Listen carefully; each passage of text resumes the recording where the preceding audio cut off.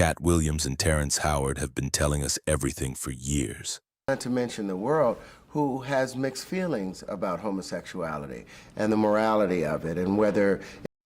Way before the litigations, they called it all out, from suspicious deals to unfulfilled commitments, and the things that were said by them is a abysmal, poisonous culture behind Tyler Perry's varnished image. It's kind of fucked up to me that you could be a famous entertainer and make billions and billions of dollars, but the one thing... Show me one person that ever wore a dress in Hollywood unsuccessfully. So what did they really reveal? Let's get into it. Tyler Perry likes to tell the world he went from homeless to Hollywood by betting on himself. The resume is dazzling. 28 plays, 24 Madea films, a 330-acre studio built on a former Confederate Army base, and a Forbes-verified net worth nudging $1.3 billion. But on June 18, 2025, that empire shuddered. Actor Derek Dixon filed a $260 million civil suit in Los Angeles, alleging Perry turned set visits into private auditions for intimacy, then rewrote scripts to punish rejection. Perry's lawyer blasted the claim as a baseless cash grab, yet the 47-page complaint hit the docket and the press in less than an hour. Dixon played Dale on 85 episodes of BET's The Oval. In his filing, he describes late-night emoji check-ins morphing into explicit propositions, followed by a scene in Perry's Atlanta mansion where, he says, the mogul pinned me to a wall and grabbed him. 1 month later, the writers shot Dale 4 times in the chest, an on-screen cliffhanger Dixon now calls career extortion. The actor claims doctors diagnosed PTSD, insomnia, and gastric ulcers. He walked away from nearly $400,000 in salary to stop feeling hunted at work. Perry's camp calls that fiction with a price tag, but legal pundits note the suit survived a preliminary challenge, which means discovery. Emails, texts, saved voicemails is next, and Hollywood loves a document dump. Coming up, an Instagram Live that vanished in 24 hours, until Twitter dug it up last week.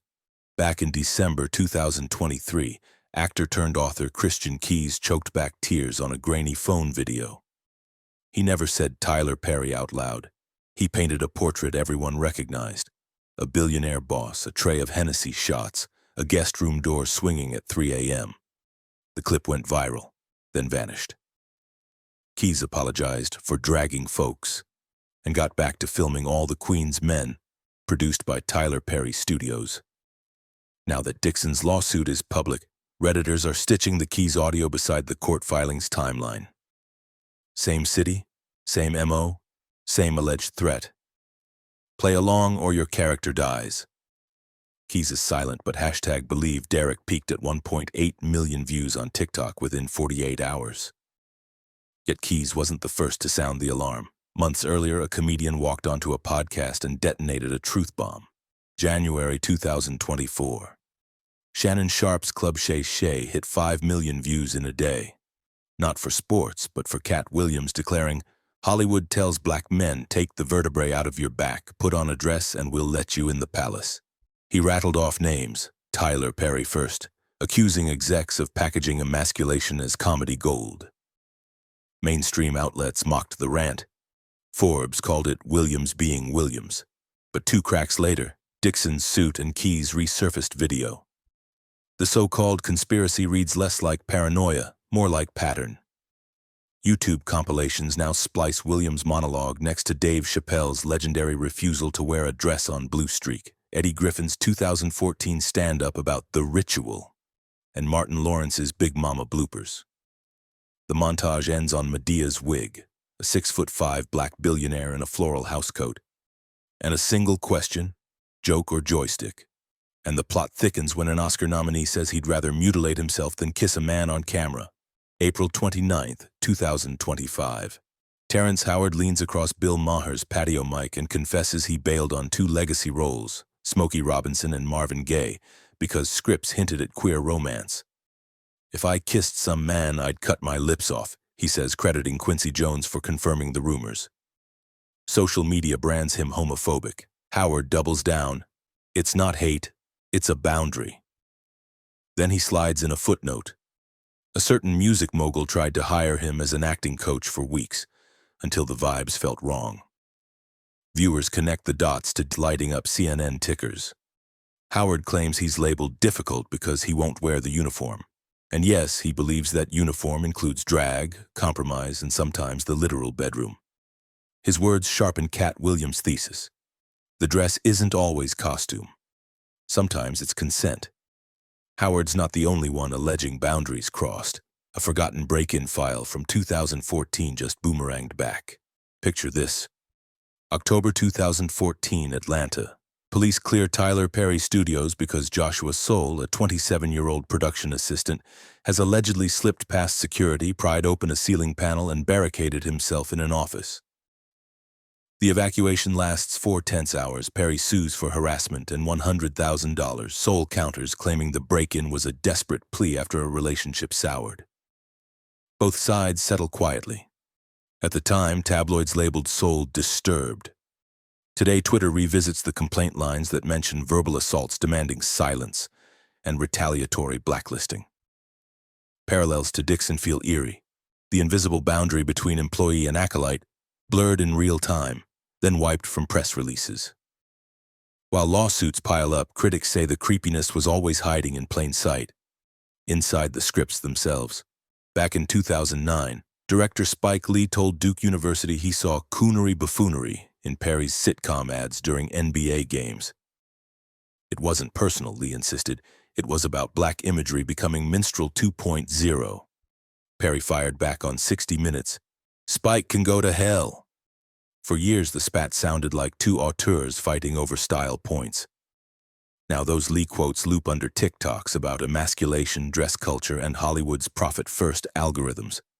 Even Perry's decision to retire Madea in 2019 aged oddly. Some fans call it creative evolution, others a PR move anticipating the number Me Too spotlight that soon engulfed fellow moguls. But artistic beef was the least of Perry's PR headaches once actual writers joined the outcry. January 2020. Perry tweets a stack of 19 scripts bragging he wrote every word himself. Hollywood's Black Writers Collective groans aloud. That's 19 jobs you just flexed away. Critics call the practice exploitative. Perry blames bad experiences with union and non-union scribes, but later concedes he will staff rooms one day. Fast forward to 2024. On Keke Palmer's podcast, Perry boasts he's finally mentoring young writers, though insiders say the room size is 4 max, compared with the WGA's suggested 8 to 10. Some see progress, others see optics. Either way, the narrative shifts. Control isn't just creative for Perry, it's systemic. And when control is your brand, even friends feel the squeeze. Enter Oprah. When Oprah Winfrey's own network struggled in 2012, Perry delivered 3 scripted series that salvaged its ad revenue. But by 2016, leaks hinted at friction. Notes ignored, egos bruised, rumors that Oprah told Perry his shows needed fresh blood. Gayle King denied a feud. Perry shrugged it off. Still, media analysts recall that shortly after, he pivoted hard toward total independence, buying Fort McPherson and flirting with a BET purchase that ultimately fizzled when Paramount yanked the network off the market. To pundits, the pattern is clear. If collaboration threatens autonomy, Perry opts to own the sandbox. But ownership cuts 2 ways. When storms roll in, there's no corporate parent to shield you. Meanwhile, a bigger storm is gathering next door, and it's flinging mud in every direction. 6 weeks into Bodyguard, Gene Deal tells a YouTube host he's seen crazy tapes featuring at least 7 A-list names. He won't confirm a Perry cameo, but he grins when pressed. If you tasted the gumbo, you know who stirred the pot. Prosecutors stay silent, Stormer, which only amplifies speculation. Even if the footage never leaks, the implication alone is radioactive. Hollywood agencies quietly adjust client schedules. A Netflix executive whispers to Variety that Tyler deals are on pause until discovery shakes out. No one wants a cameo in a potential evidentiary exhibit. So what does all this collateral damage tell us about the machinery behind the dream? For 2 decades, Tyler Perry stood as proof that a black creative could bypass the traditional studio gatekeepers, write roles for overlooked communities, and still buy a private island.